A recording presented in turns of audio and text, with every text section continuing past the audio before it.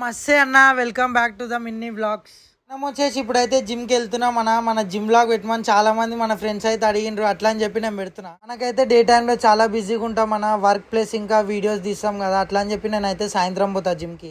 Gym name వచ్చేసి battle fitness. ఇది వచ్చేసి మిర్జల్ గూడలు ఉంటుంది అన్న. అయితే ప్రోటీన్ వచ్చేసి మన జిమ్ కిందనే అవైలబుల్ ఉంటుంది. అయితే వర్కౌట్ చేసే ముందు పక్కా 2 బనానాస్ తింటాను, ఎందుకంటే మనం ఉన్న ప్రాణానికి ఎనర్జీ సరిపోదు కదా. జిమ్ ఎంట్రన్స్ వచ్చేసి ఇట్లా ఉంటుంది అన్న. జిమ్ వర్కౌట్ స్టార్ట్ చేసే ముందు నేనైతే ఫస్ట్ 15 minutes వార్మప్ అయితే చేస్తాను. ఇలా మన వర్కౌట్ వచ్చేసి షోల్డర్ ఇంకా బైసప్ అనమాట. షోల్డర్స్ లో 3 వేరియేషన్స్ చేసి, ఇంకా బైసప్ లో ఇంకా 3 వేరియేషన్స్ చేసేసి జిమ్ వర్కౌట్ అయితే కంప్లీట్ చేసేసాను అనమాట.